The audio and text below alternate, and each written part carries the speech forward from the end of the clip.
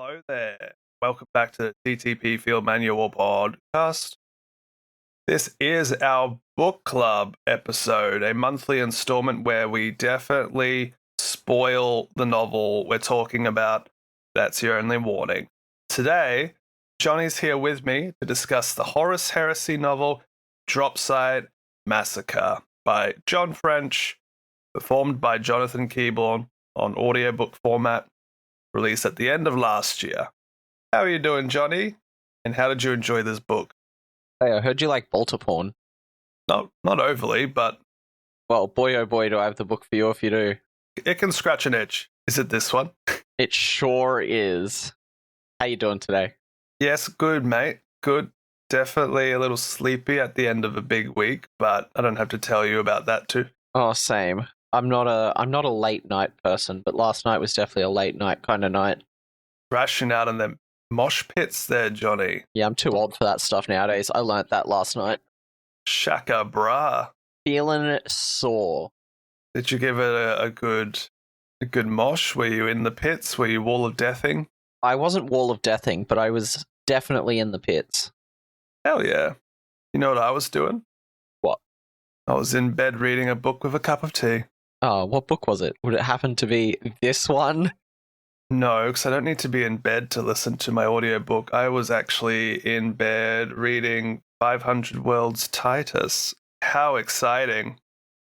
But we're here talking about Dropsite Massacre, and you've already pointed out something leading into your impressions of it. Hey, you like bolter porn?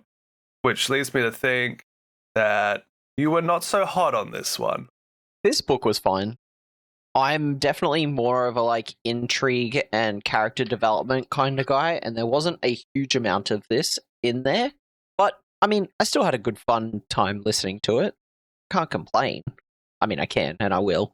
I mean, with everything you review, there's the good, the bad, and the ugly, right? And Yeah, of course, yeah. it's subjective to you. This was an extremely well-received novel by the community. And very well written. To get into the, I guess, logistics of it, the author of this is John French. John French is well known for his Ahriman saga within 40k. Within the Horus Heresy, he's responsible for a couple of the later novels, such as Praetorian of Dawn and Slaves to Darkness, but hasn't actually written one of these books that usually gets slotted a bit earlier in the timeline, from what I can remember. When this book takes place is very much, I would say, simultaneous with the last third or so of Fulgrim. Yeah, yep, for sure. At the same time, this book has a lot of characters from across most of the legions, or at least the ones present for the massacre. And so I feel like there's more in it, having read other novels. Like if you know a bit more about the World Eaters, or especially the Alpha Legion in this case, maybe some Raven Guard, you'd probably get a little bit more out of it. But at the same time, as you said, it's not super character explorative, I suppose is a good word for it. Yeah. Don't get me wrong, I did really like this book, and it was a good fun read. There was a lot going on. I just feel like it fell into a little bit of a trap, I guess is the easiest way to put it. So did Three Legions, Jonny. They sure did. You're not wrong. What type of trap are you referencing, though? What did you feel like this book stumbled into doing? To put it very plain and simple, after reading Fulgrim, I was very excited for this book. I was the last part of Fulgrim that focused on the Dropsite Massacre was a very well done scene to show what was happening, the different forces landing and how they turned success into failure and failure into success and all of that. And I think that third of a book was perfect amount of Dropsite Massacre because it didn't focus heavily on the bolter porn and focus more on the characters involved, especially Ferrus Manus and Fulgrim, and seeing a lot of emotions, whereas the only emotions that I seemed to get out of this book was regret. Yep. There's a lot of regret. Yeah, and I just felt like the first part of the book was kind of the same lines being spoken, just by different people, as they kind of focused on the regret aspect and the why are we doing this, and we really shouldn't be doing this, but we have to sort of vibe from both sides. Which I get it, like you're really trying to push that narrative of like, this was not a conflict that should have happened. This is not a conflict anyone expected to happen. And everyone is there not necessarily by choice, but by obligation in their eyes. And that was very good. That was very strong. But hearing it parroted like 5 times in a row from different perspectives really pushed my limits. Frankly, I think this book would have been another one that would have been a lot better to read physically as opposed to listen to, because a lot of the names are very similar, and there was a lot of times when I was reading this book where I was like, hold on, who's talking? Wait, which character is that? Oh, that's the Alpha Legion guy. Oh, that's a World Eater. Do you want Appius? Do you want Cassian? Do you want Castaman? Yeah. Do you want Acronis? Who do you want? And that's Astartes? I think if I had the words in front of me, it would have been a lot easier to connect with some of these names personally. Kind of struggled with that a little bit, where I was like, oh, they're saying this again. Oh, no, that's someone else saying the same thing. To quoth the raven, should we do this, Ferris? But we will. But there was some interesting moments, and there was definitely like some weird and wacky things going on in the background, especially if you're an Alpha Legion fan. I really am an Alpha Legion fan. Or am I? Do we want to? So we talked a little bit about our first impressions from your side, a little bit of the who and the what, a little bit of the writing style, the narration. Do we want to, because this book does contain many points of view and some very distinct parts to its narrative being 4, do we want to sort of gloss through it like our early HH reviews by going sort of beat by beat, talking about the 4 parts in order, and then maybe circle back around to certain characters if we haven't glossed over them? I think that is a good idea for this book. Okay. I'll chuck in my overall impressions before we get into it, just so we sort of know where we're both standing with this. I came into it cautiously because, to me, this book screams new edition tie-in novel. Oh, for 30k? Yeah, for 30k, but it did release a bit later, so I was like, oh, you know, maybe. It might have been one of those ones that got pushed down the pipeline accidentally. Yeah, like I've read a 40k tie-in novel, I read a Age of Sigmar tie-in novel, and whilst those novels have been quite serviceable, they really felt like a very descriptive catalogue. Yeah. Every model in a box ends up there, and this book does that to an extent. I giggle to myself anytime a character's like, and there was a Sikaran battle tank next to the Kratos battle tank, and I'm like, yep. All right, and what other tank was it? Oh, they drove up in their Fellblade. I'm like, oh, yep, there it is. Hey, the Fellblade was cool, all right? That was like a whole character, that tank. Yeah. But with that said, I think this book was better than what I was expecting. There were some weak components to it, in my opinion, that brought it down for me overall. But especially at first, this first part, the whole setting the scene of the book to come, really excited me. Every little vignette was small and excited me, like how the start of a Game of Thrones season is. You know, all the various players are choosing their moments and making their plans and talking to their allies behind closed doors. And you know something's bubbling, but it's going to take you till the end of the season for the big fight. Yeah. So the first part of this book, I'm like, yeah. And then when it got to the midpoint, I'm like, okay. Yep. Yeah. No, I definitely get that vibe. The first part of the book takes place basically with the Imperium reacting to the fact that Horus has betrayed the Imperium. And as far as they are aware, he's got three traitors with him, Mortarion, Angron, and Fulgrim.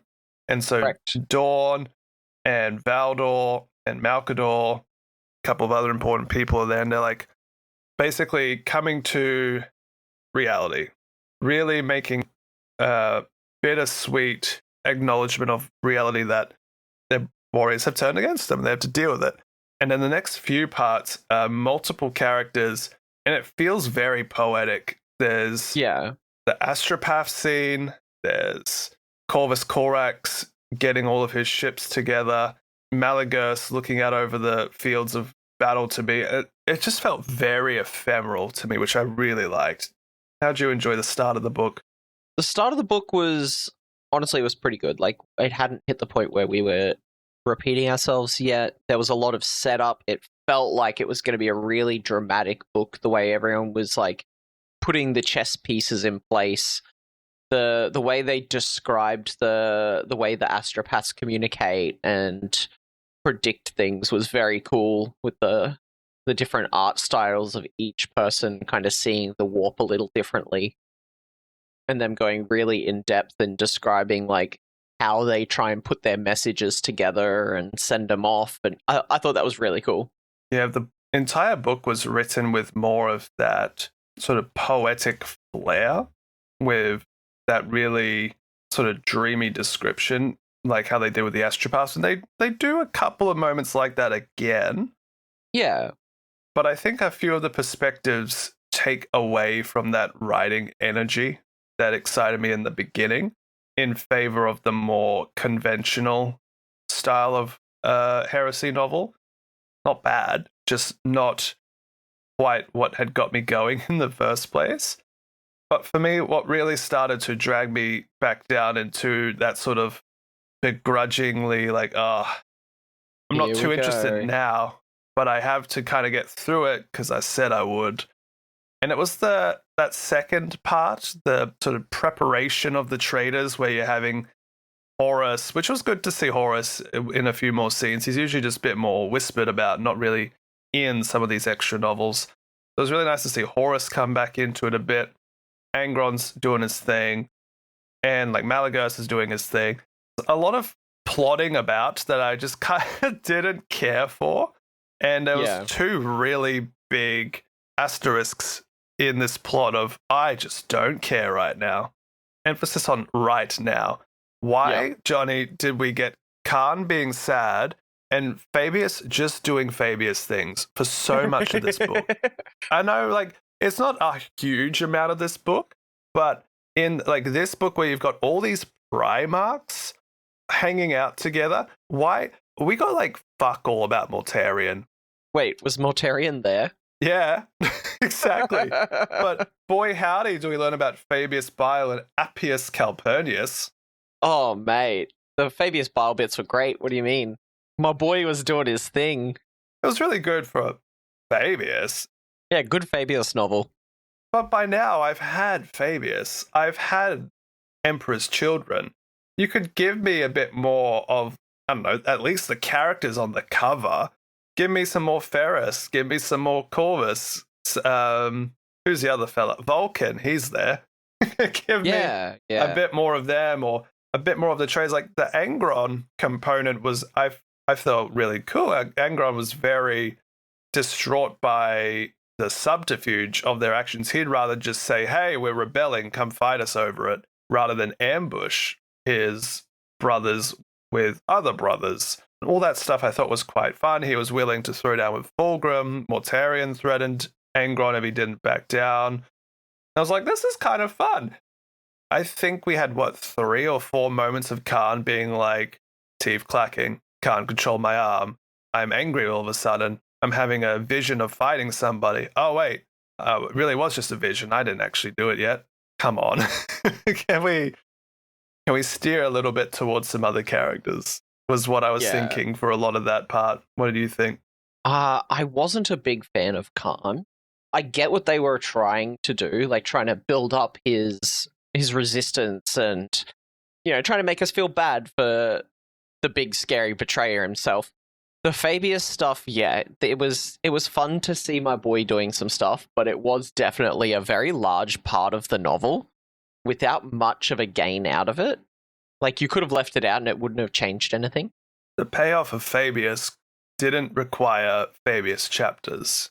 Yeah, exactly, because it was really focused on him building up the Noise Marines and his experimentation. While it's very important that that's what he was doing at that point in time, I think Dropsite Massacre he could have had his own book about that or something and done it that way and focused more on what we all wanted to see, which was the Primarchs. As you said, like, Horus was very active in this first portion of the book, and honestly, I was really glad to see how they wrote him. The charisma was dripping. Felt like Horus wasn't just some evil guy. Yeah, we're doing this, and you'll follow me because, frankly, I'm the favorite son. Like, he had all the confidence to do what he needed to do, but also there was, a little bit of, I've said it before, but regret in there. Like, he didn't want to really do it, but it was necessary to get the cause done. He felt like the leader of a rebellion, not some evil, god-worshipping lunatic. Which he definitely becomes more of later, from what I've gathered. So it's nice to see the start of his craziness. Yeah. As you said, there were some characters that didn't have a lot of say in what was going on. Mortarion and Vulcan come to mind. Every scene Vulcan was in, though, I was like, this guy is cool, though. He was always the voice of reason. He was always just like, I don't think we should do this, but I've got your back. And he was always like, we shouldn't be rushing this. We should be trying to work out what the hell's going on beforehand. And then Ferris is just like, no, I'm angry at Fulgrim. Let me go fight. Speaking of Ferris, though, I will say that whilst he definitely disappears later in the book to go appear in Fulgrim, goes to the side project. He goes back to the main plot retroactively, like 20 years ago, IRL. Did Fulgrim come out like 20 years ago? Anyway, so this whole preparation, I thought, put Ferris in a really cool light. It's not something that's often explored, at least in what we've covered for the pod, but Ferris is extremely capable. He is, I think it's mentioned in his Primarch novel, that maybe a third of the early Great Crusade victories was because of him. Like, he's an extremely competent war general, but he's got fuck all charisma.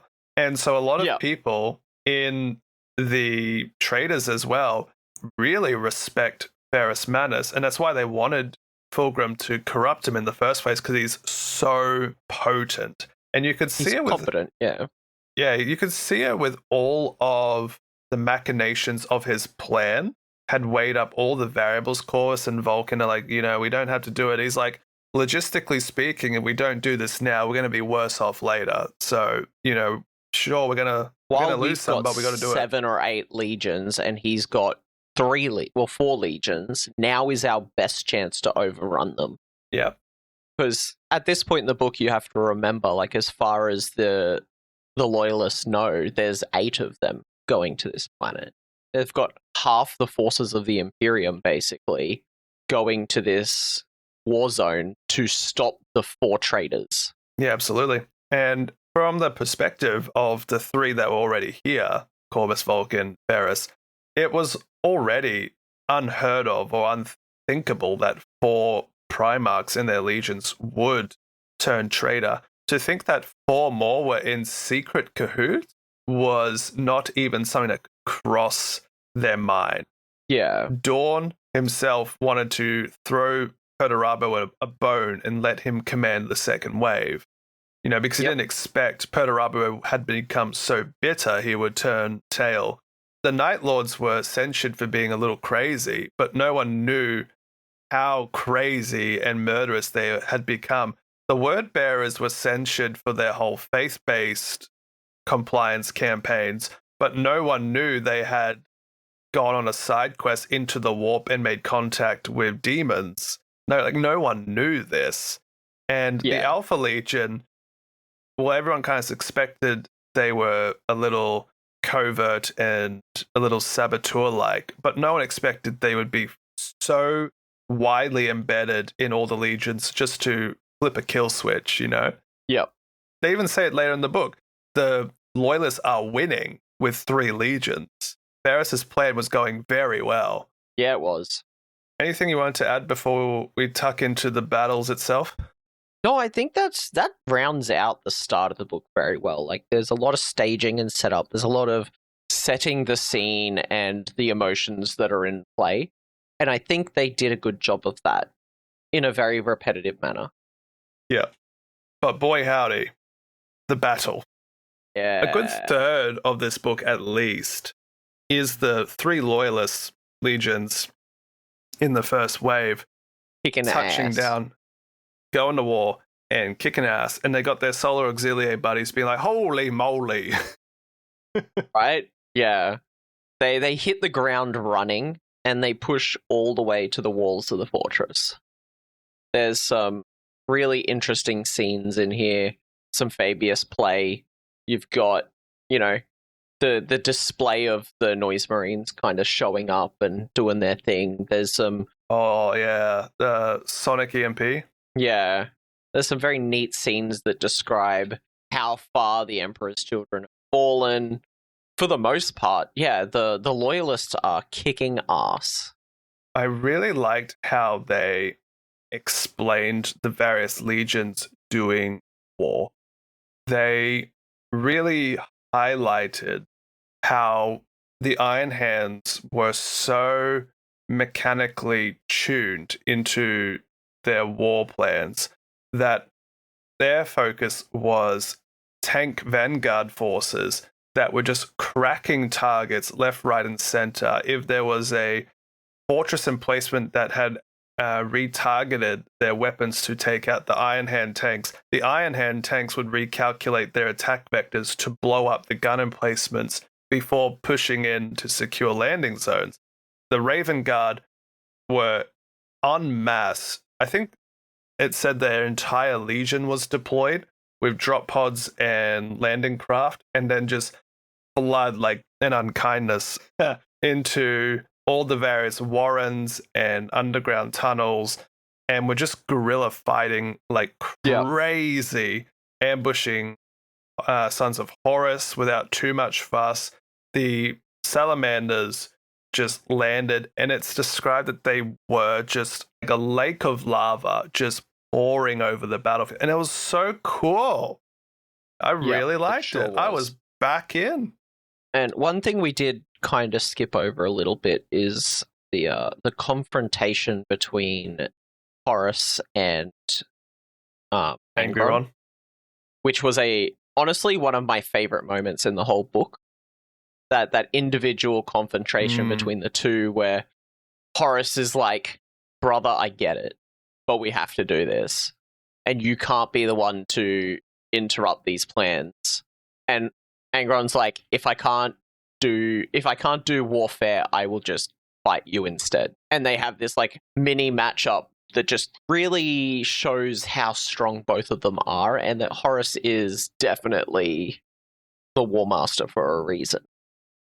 Yeah, it was a fantastic scene. Malagurst, Horus's equerry, had tried to convince Khan to be the voice of reason in Angron's head. Angron's exceptionally upset about betraying his brothers so insidious-like, and so he's going to their Astronomicon beacon to just straight up be like, hey, it's a trap. Just to let them know. Which I thought was really nice. He wasn't going to not fight them, but he's going to do it with nobility. Bit of corn there. I like that he's going towards this beacon. Khan's like, Dad, please, don't go. Angron's like, you fucking dare, bitch son, and just sends him across the sands with one back end. And then Horus is just staying there like the final boss, like a Dark Souls boss. Like, where did he come from?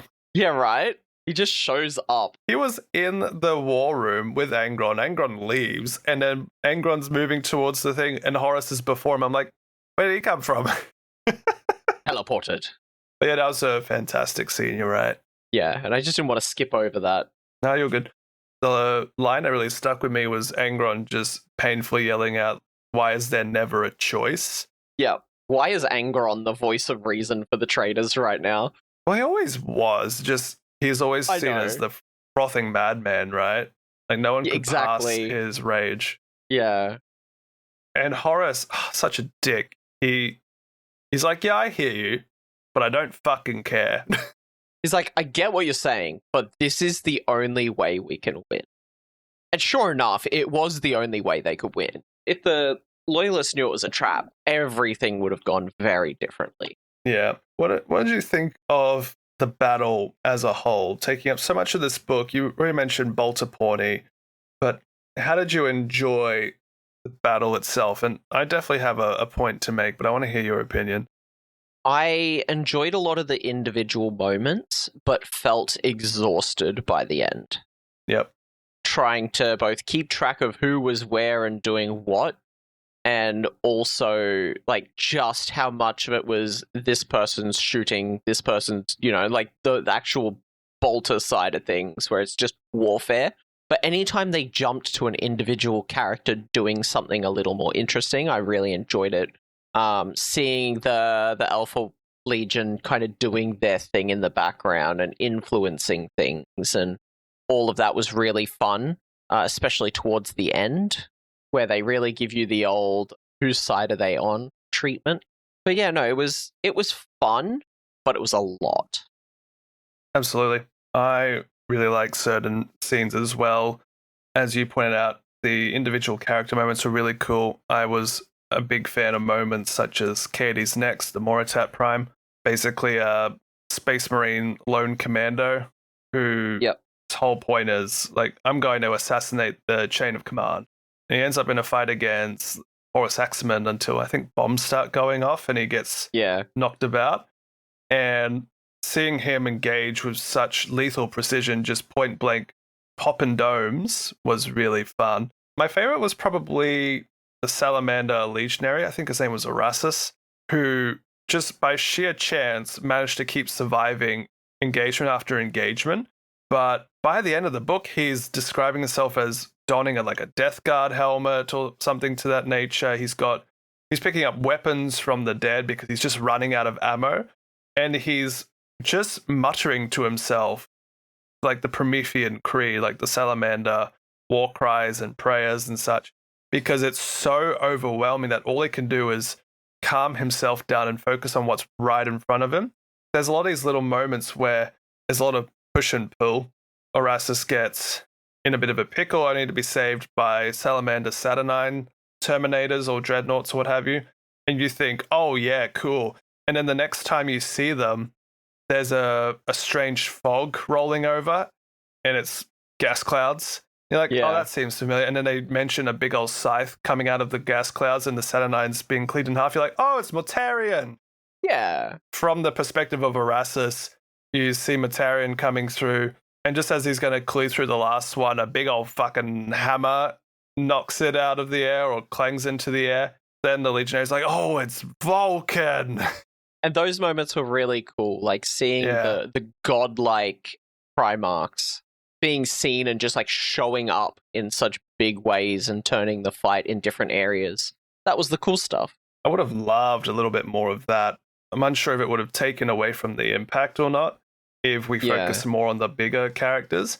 There was a really funny moment when Katie's Next was about to be dealt with forever. Can't have that, he's a named character. And so little Horus and his dudes end up fleeing because the Raven's coming. And it just seems so funny to have these trained killers be like, oh no, the Raven. And you're thinking, the Raven? The bird? Oh, the Primarch. No, the Primarch himself. That would be pretty scary. Yep.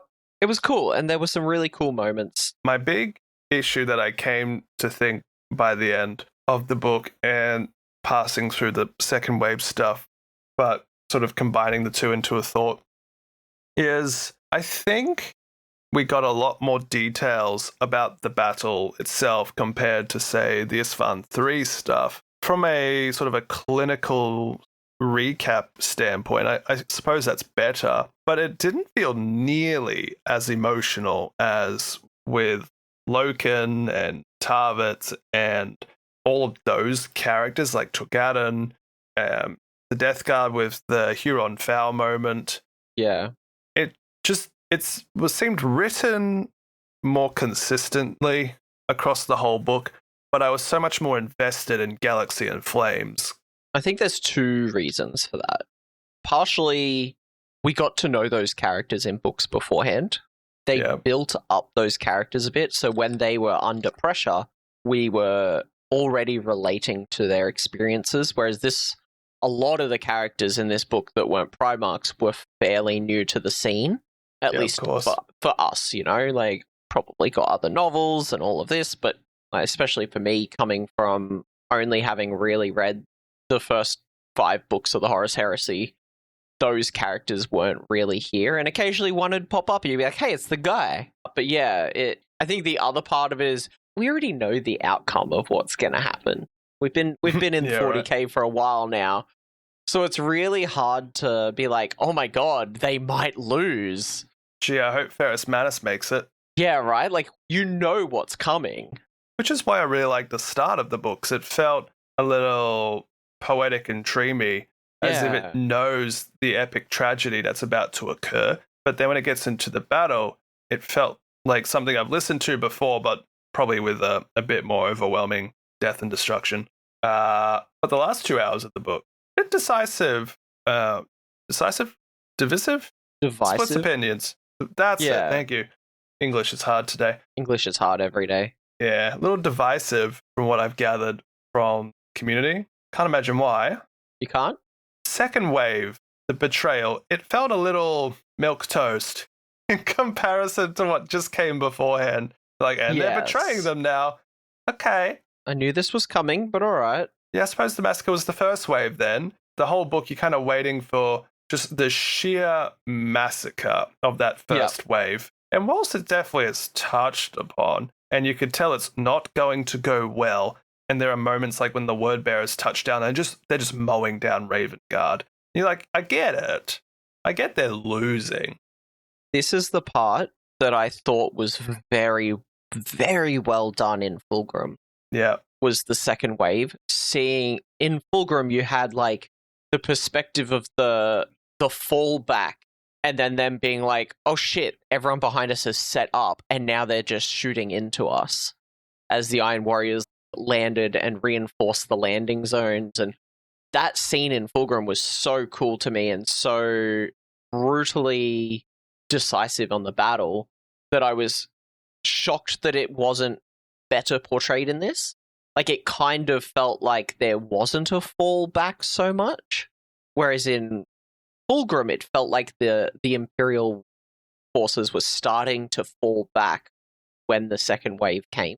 This felt more like they just landed behind them and came up their bumhole, which was a bit weird to me.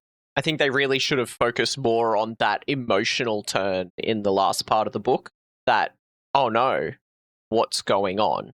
Yeah, the loyalists didn't feel, to me, particularly surprised. I mean, sure, they're in the exhaustion of battle, but it was just kind of like, oh, Night Lords are attacking us now. Poo, poo, poo. Oh, the word bearers are attacking us. Let's fight them anyway. That should have been the big emotional turn point moment, like, for the loyalists to really drive home that they have been betrayed again a second time. Because that's kind of the vibe I get from Dropsite Massacre. Is this is so much bigger than it should be. This is so much worse than we thought. This isn't a quarter of the legions. This is half of them. And considering the legions that are suddenly betraying, like, it should have been a very big moment of, oh, I know they were bad, but oh damn, word bearers had been sanctioned already. The Night Lords were always kind of a bit weird. The Iron Warriors were definitely doing some weird stuff, and Perturabo was always a man-child about it. The Alpha Legion should have definitely been a surprise, but at the same time, it's like, oh no, they're so ingrained in our legions. Like, there should have been so many big shock moments, and it kind of felt like they missed the ball on that one. They kind of all but said in the build-up with the Iron Warriors and the Alpha Legions especially, like, they're gonna betray you. They had people on the ship being like, you're gonna move this ship into a different position, or we are taking over. Or an Alpha Legion saying to a Salamander's buddy after being sleeper agent unlocked, hey, draw your sword, buddy. It's time. I gotta do this. it's time. And I think the Alpha Legion stuff was done quite well because, you knew the Iron Warriors were going to betray because they were just very matter of fact, like, move your ships. Perturabos planned us all out. They're really dickish about it too, which I liked. And all the Auxiliae were like, hold on a second. This doesn't quite work. Technically, you're above us, but something sus is here. The Raven Guard Master of Descent was like, no, I don't trust you. And so you can kind of get the idea like, oh, it's going to happen. But it wasn't until Mr. Ingo Peck himself, blam, into the Iron Warriors guy in the skull. I thought that was really funny. Yeah, he studied a long time the weak points in the armor of the Mark II plate. Did you know that around the ear, behind the fold of the skin, there's a port? And it's just like, anyway, bolt gun. Yep. And I liked that the ship commander, Cave, I don't know, was, excuse me? And Ingo Peck's like, yes, well, it's a betrayal. And they're like, why are you telling us? Because you have a choice. Are you not a traitor then? And they're like, well, yes and no. We don't want everyone to die. That's just silly. Someone needs to go back and tell them what happened. We need conflict here. We need to sow the seeds a little longer. We can't just have everyone fucking die. Are you kidding? And the Auxiliary are like, okay. Thanks, I guess. Yeah, right. Which is definitely the only vibe you should get from Alpha Warriors, from Alpha Legion is, okay, why are you doing this? Because nobody ever knows what they're up to. Yeah, it's one of those moments where knowing the other novels works quite well. I think book 7 or 8 in the Heresy was Legion. It's an Alpha Legion focused account. And not to really give away too much of the book, but in it they come across this Xenos Cabal. I think they actually just call themselves the Cabal. And they basically give the Primarchs of the Alpha Legion this sort of vision of the future. Except they don't really know which chain of events will lead to it. They don't know if the loyalists winning or the traitors winning will lead to that future. And so they go into overdrive mode with the plans upon plans and try and hold a stalemate for as long as they can. Because, I think we do like the Emperor, but change is required. The Star Wars prophecy, like the Chosen One will bring balance to the Force. And then by the third movie, you're like, hold on a minute. The balance is overwhelmingly in favor of the Jedi. What balance are they talking about? Oh. Yeah. And I think the Alpha Legion unfortunately fall into that trap despite their best intentions in this book. But they were some of the more interesting moments in the book. Absolutely. Because there was questions, it felt more like betrayal and plans on plans, and yeah, I think they handled Alpha Legion very well in this. Did we miss anything? Oh, I mean, not really, right? Dropsite Massacre. Dies Irae, Jonny. Oh, Dies Irae. Whatever.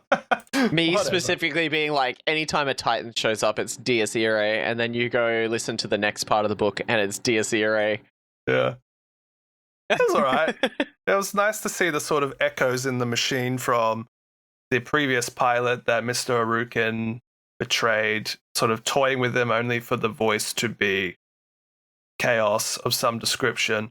Oh, that's something I really liked. Both Dies Irae and the various individual components of the Legio and Khan simultaneously at the crux of the battle had chaos talking to them. And Mr. Jonathan Keeble, chef's kiss with the deep, evil demon voices.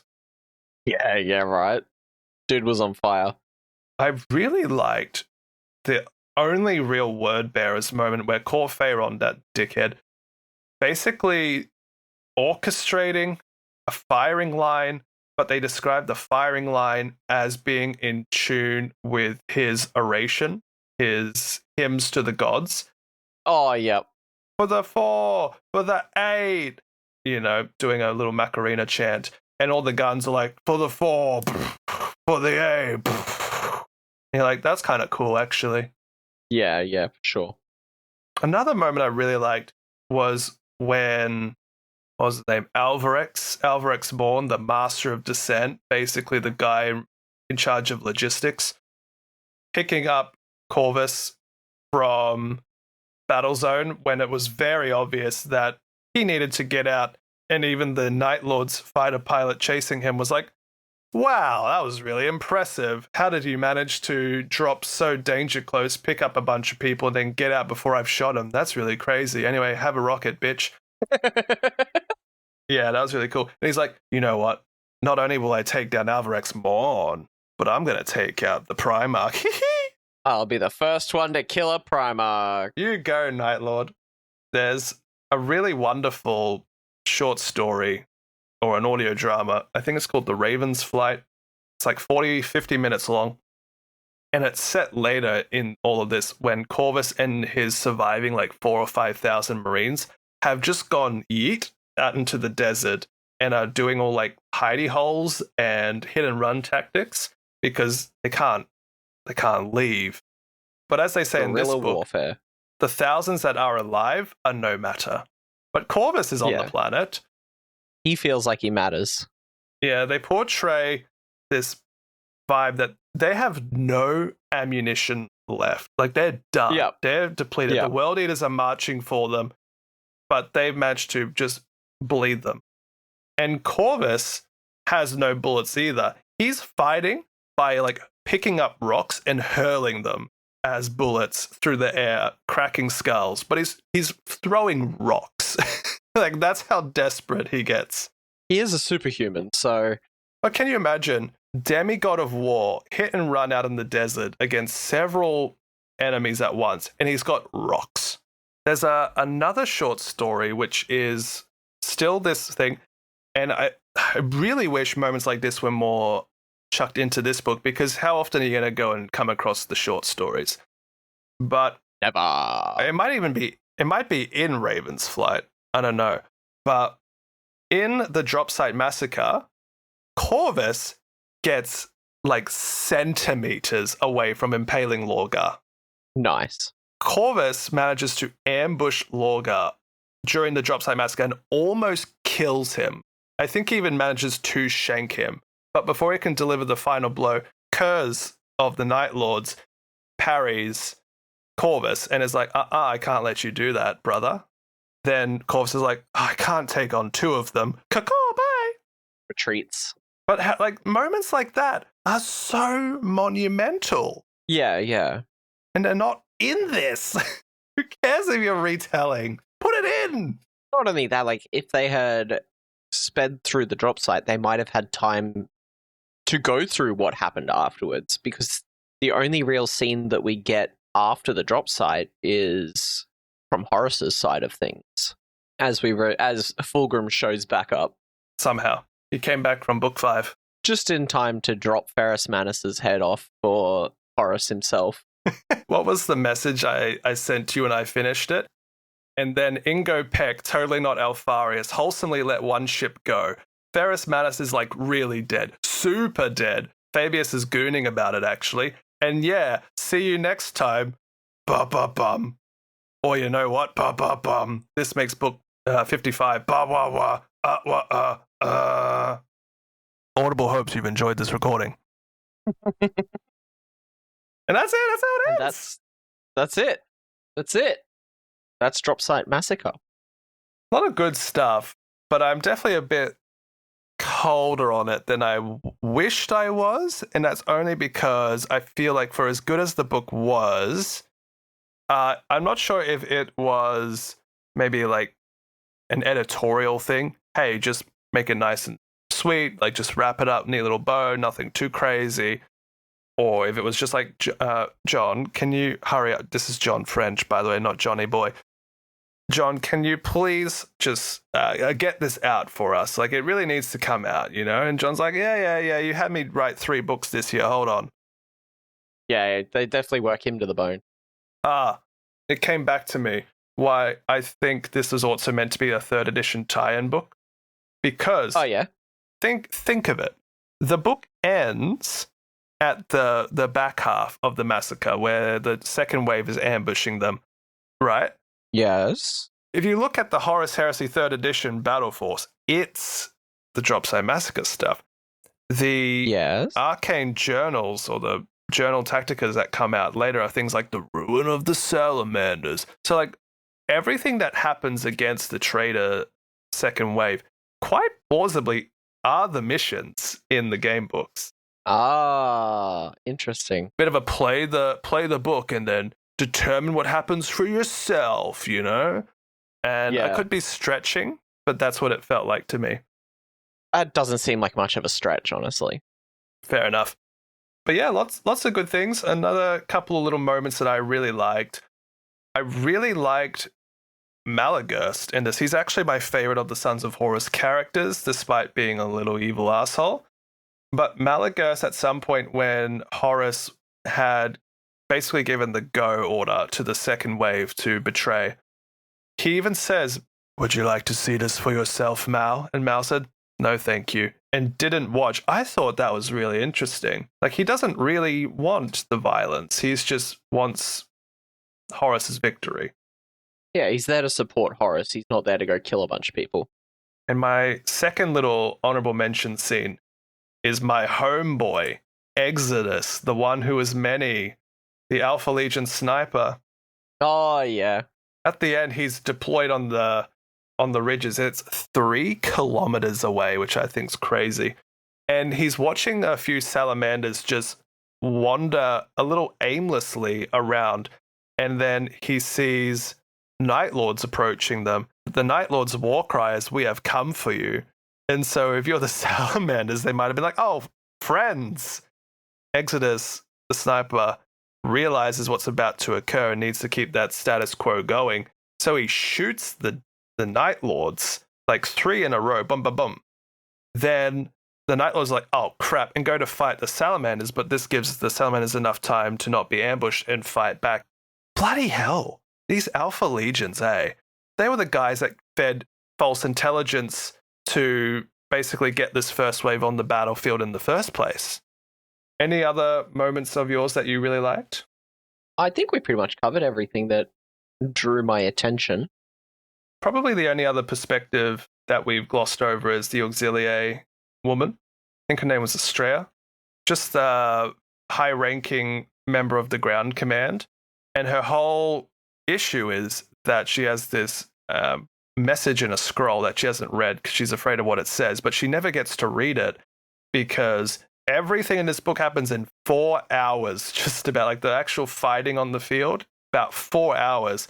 And so the whole time the auxiliary are just bouncing between, "Oh my God, how can we keep up with the Astartes?" to, "Oh my God, the tables have turned," to, "Oh my God, we can't fight that." And then you really feel for them after a while. You're like, "Oh, you poor punching bags." Yeah, you're there just to make the Space Marines look real good. Oh, and Casterman Orth, the only real Iron Hands character, the tank commander, I thought he was pretty cool. But when he gets blown up, more or less, I like that when he comes back to consciousness, he is not really good. He's paralyzed. He doesn't know which part of his body is not there anymore. He just doesn't feel things quite correctly. There was a moment where his iron hand, his prosthetic, isn't working, and he thought that was quite poetic because his real hand does. And all he can really tune into the scanners of the tank, only for Fabius and Capanis to be like, "G'day! How you doing? Hey, you want to see something neat? Hi, look, it's the head of your Primarch." And then Casterman Orth has a PTSD blackout. Yeah. Poor guy. But really cool tank commander vibes with his moments. Far out. I think that's everyone. I think that's it. I think that's everyone. There was a Salamander's dreadnought that knew Horus because he used to lead the Legion before Vulcan. I thought that was interesting, but again, like moments like that, like have him meet Horus and have an actual fight with him. Make him lose. But he never got to talk to Horus. I was waiting for that the whole book because he keeps having flashbacks to Horus and him being like, we'll take over the world for the Emperor and we'll have a beautiful life, my friend. Anyway, not too bad. What do you give it out of 10? What do you give it out of 10, Johnny? I want to make a joke here, and it's a terrible joke. All right. 6 or 7? Maybe like a 6, 7. 6, 7? But honestly, like that's roughly where I would put it. Is in the 6 to 7 category range. Like it's a good book. It just wasn't my necessary cup of tea. It's not a book I'd like go back to and reread. I get you. The start of the book made me feel like I was in for a nice 9 out of 10. If the book had more of the things we've already mentioned in the back third, I could probably keep it around the 8 or 9 out of 10, but I'm going to have to go down to a 7 for what I perceive as a bit of missed opportunities. Like, there's a lot of good stuff. It's quite serviceable. There's some neat moments, but I can't help but feel this one's a bit optional. Yes. That's definitely the way I feel too. Like, you could skip this and not lose out on much in the Horus Heresy as long as you've read Fulgrim. Yeah, I think even the first heretic with the word bearers ends up back at this moment in time anyway. Oh, does it? I think so. Like, you get a lot of little perspectives of it, so if you miss this book, who cares? Yeah, this kind of felt like a culmination of the books that touch on it, while focusing on the perspectives that aren't focused in those individual novels, right? Yeah, I saw a review that basically pushed this as a love letter to those who've read the other books, and I think that's true. Yeah. Yeah. So what's our next one, Joshy? Oh, I think in our little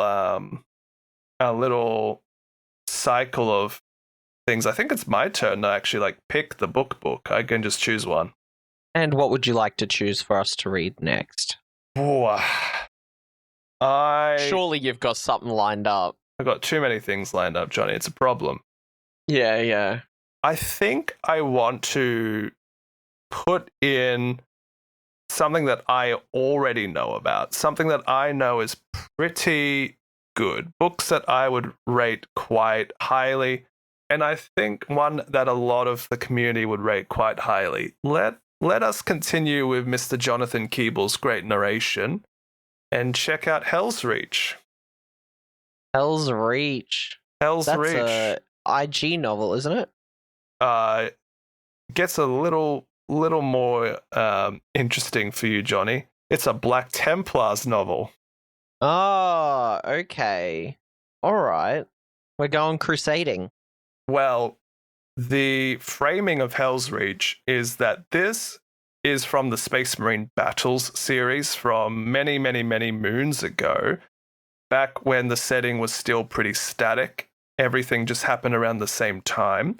So the Space Marine Battles were a bunch of Space Marine vignettes that really set the scenes for things that are still kind of raging on today, or filled in a lot of the blanks about the legions that we now understand today. Helsreach is the War for Armageddon. Oh, which one? I think it's the second. I think it's the third. Do you love that?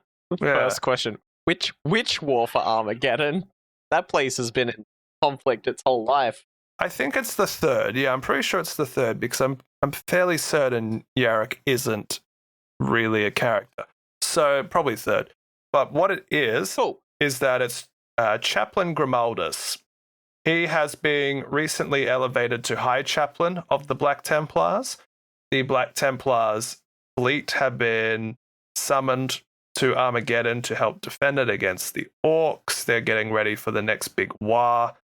And High Marshal Helbrecht basically commands Chaplain Grimaldus to take control of Hive Helsreach.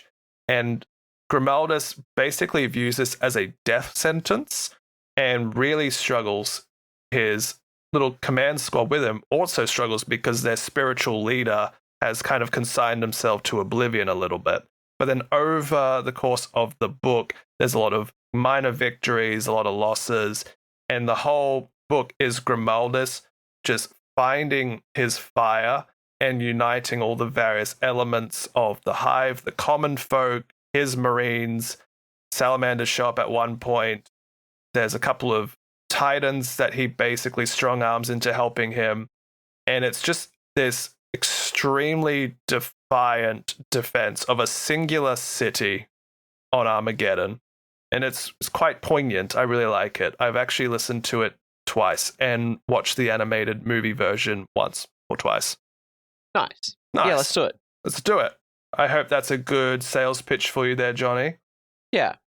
Cool. Okay. So you guys get on to reading Helsreach by Mr. Aaron Dembski-Bowden, performed by, I really hope it's Jonathan Keeble now that I've said it, but I'm like 99% sure. And we'll get that discussion out at the very end of March. In the meantime, you're more than welcome to join our Discord and hop in on chats of this novel, The Dropsite Massacre. And until Helsreach comes out, you can do non-spoilery chit-chats about that one on the Discord too. Yeah, come say hi. Link in bio after the description. Nice. And yes, it is narrated by Jonathan Keeble. I know my stuff. All right, well, everyone have a lovely week/weekend/ whenever it takes for us to get to this next episode. And we'll see you around. Peace out. For the Emperor or for Horus, let us know. Obviously, it's for the Chaos Gods. Whatever command word the Alpha Legion tells me at the time.